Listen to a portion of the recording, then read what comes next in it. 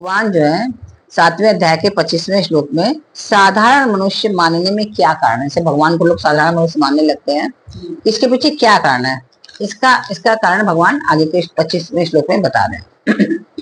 नाहं प्रकाशः सर्वस्य योग माया समावृतः मूढ़ोऽयं नाभिजानाति लोको मामजमव्ययम्।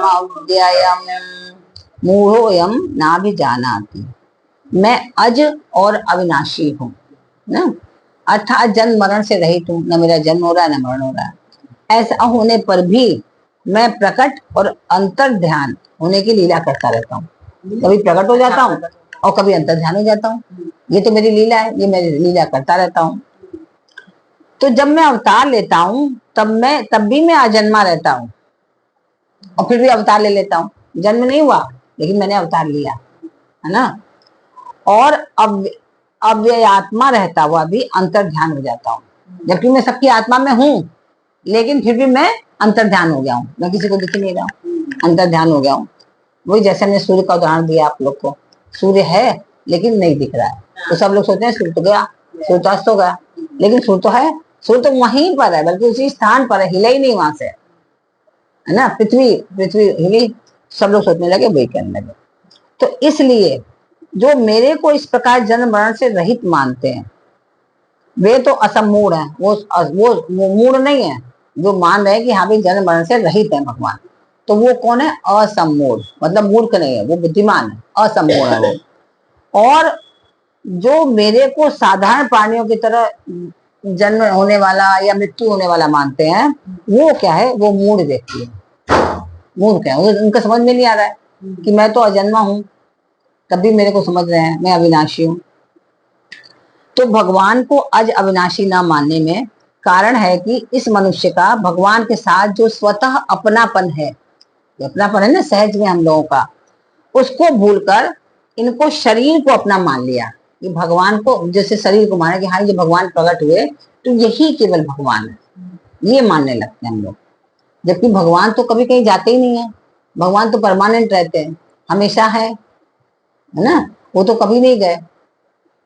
तो जैसे वेदों में बहुत जगह कहा शब्दोमयी ब्रह्मा, अन्नोमयी ब्रह्मा, ब्रह्म कहाँ कहाँ है? हर जगह है भगवान, वही ब्रह्म है ना। तो यह शरीर ही मैं हूं, यह शरीर मेरा है, इसलिए उसके सामने पर्दा आ गया, है ना, कि जिससे वो भगवान भी अपने सामने ही जन्मने मरने वाला मानने लगा। जैसे हम समझते हैं शरीर मेरा है और मैं शरीर ही हूँ और कुछ हूँ ही नहीं, मैं शरीर हूँ। तो ऐसी वो समझ लगा कि जब भगवान आए ये भी शरीर वाले यही भगवान है। वो नहीं समझ रहा है कि जो शरीर धारण किया है इसी कारण से शरीर नष्ट हो जाएगा। मूढ़ मनुष्य मेरे को अज अविनाशी नहीं जानते, और उनके न जानने में दो कारण है। एक तो मेरी योग माया, क्योंकि भगवान की योग माया है ना, कि उनकी योग माया के कारण हम सब कंफ्यूज रहते हैं, समझ में नहीं आता, भ्रमित हो जाते हैं कि लगता है ये भगवान नहीं, या ये नहीं, या वो दुष्ट आदमी, या अच्छा इंसान। सबकी हम लोग अलग अलग परिभाषा करते रहते हैं, ये ऐसा इंसान, ये ऐसा इंसान है। क्यों? कि भगवान की तो माया है। तब वो माया बस जीव जड़ो संतत फिर नहीं भुलान, बड़े बड़े संत भी भूल जाते हैं और घूमने लगते हैं इधर। तो हम साधारण मनुष्य का क्या कहना है। तो एक तो मेरी योग माया में छिपा रहना और एक उनकी मूर्खता, दो कारण है। एक उन व्यक्तियों की मूर्खता है और दूसरी क्या है? उनकी योग माया। योग माया में सब कुछ छिपा हुआ है, लोग समझ ही नहीं पाते। नाहम प्रकाशः सर्वस्य योग माया समावृतः, उन सबके सामने अर्थात उस मूढ़ समुदाय के सामने मैं भगवत रूप से प्रकट नहीं होता कभी भी। जो जैसे उनका रिश्तेदारी था ना, उसने कितनी गालियां बकी भगवान को, शिशुपाल ने कितनी गालियां बकी, जबकि उनका रिश्तेदारी था, उनकी बुआ का ही लड़का था। लेकिन उसके समझ में नहीं आया कि भगवान वो मानते ही नहीं था कभी। दुर्योधन कभी मानते ही नहीं था, है ना। अर्जुन मानता था, भीष्म पितामह मानते थे, लेकिन वो कभी नहीं मानता था कि भगवान है। तो क्या था? मूढ़ ही था ना।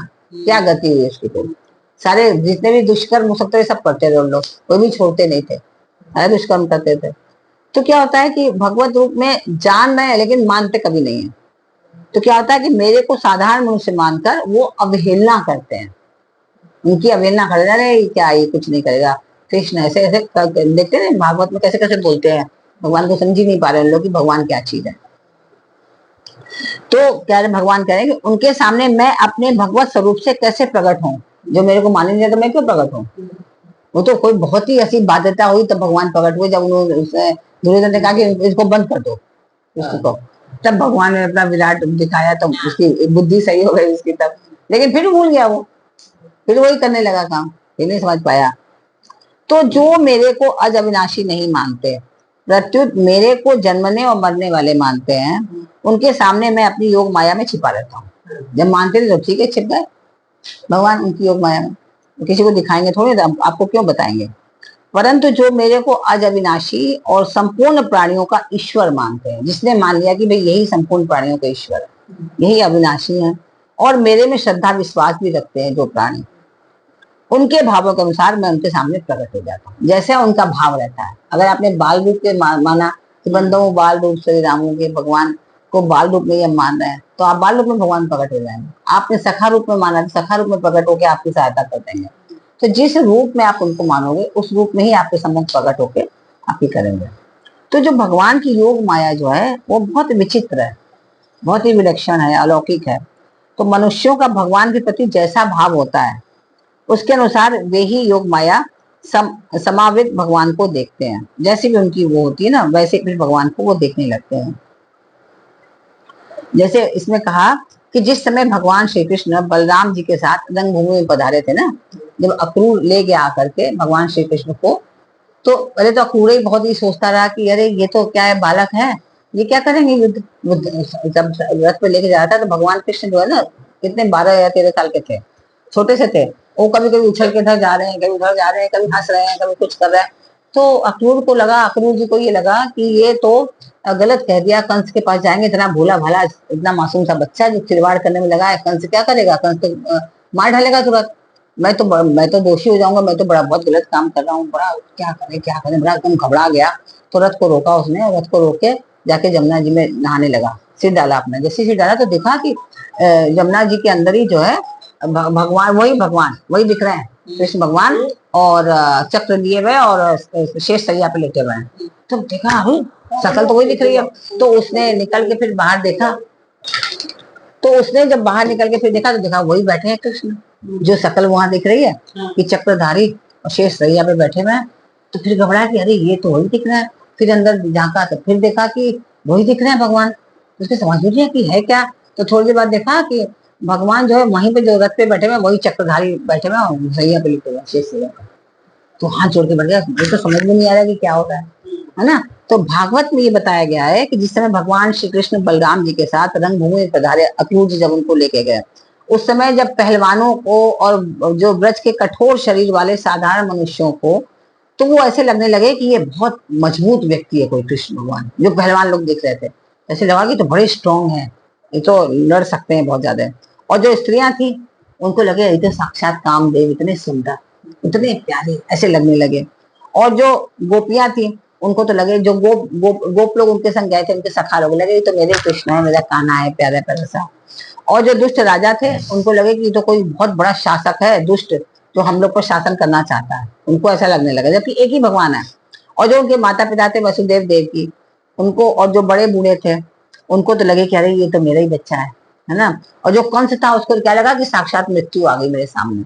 तो क्या होता है कि भगवान की जो माया होती है, भगवान की माया के हिसाब से जैसी जिसकी मति होती है उसको वैसे ही वैसे वो भगवान दिख रहा है, हर को हर किसी के रूप में। ये उनकी माया है ना। अब आप देखिए, जैसे बहुत से लोग जब बताते हैं कि जब हमने देखा कि हम एक बार मृत्यु को चले गए फिर मृत्यु से वापस लौटा है, तो वो देख के वो बताते हैं कि ऐसे सुरंग में गए हम, ऐसे हमने देखा। ज्यादातर लोग यही बताते हैं, कोई अलग नहीं बताता है ना, हर लोग। अब ये अलग बात है क्रिश्चियन बताएगा तो शायद वो ऐसे बैठा हुआ पहना हुआ देखेगा कपड़ा के, ऐसे पहन के कोई